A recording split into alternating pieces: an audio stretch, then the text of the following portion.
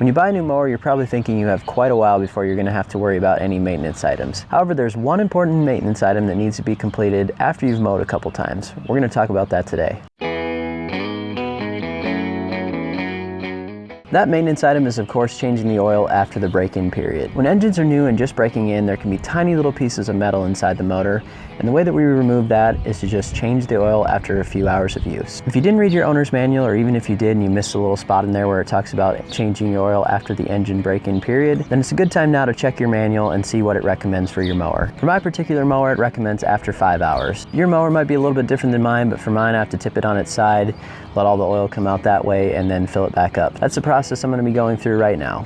One other thing that I added to my mower was an hour meter. This is useful in helping to keep track of hours for oil changes, and mine also happens to have a tach so that I can check the RPMs of my motor, which is also useful. So as I mentioned, on my mower I have to tip it over in order to get the oil to drain out. You might have a drain plug on yours, so just check your manual to find out how to properly remove the oil.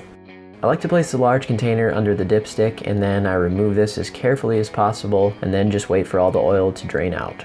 While I wait for the oil to drain and while my mower is tipped over, I usually check my blades to make sure they're in good condition. This is also a good time for me to scrape my deck and remove any of the old grass in there. I try to scrape the grass from my deck as often as possible to make sure my mower is running properly at all times. Now going back to the oil, you can see that it's almost completely drained, and it's also fairly dirty, so it was a good time for me to change this.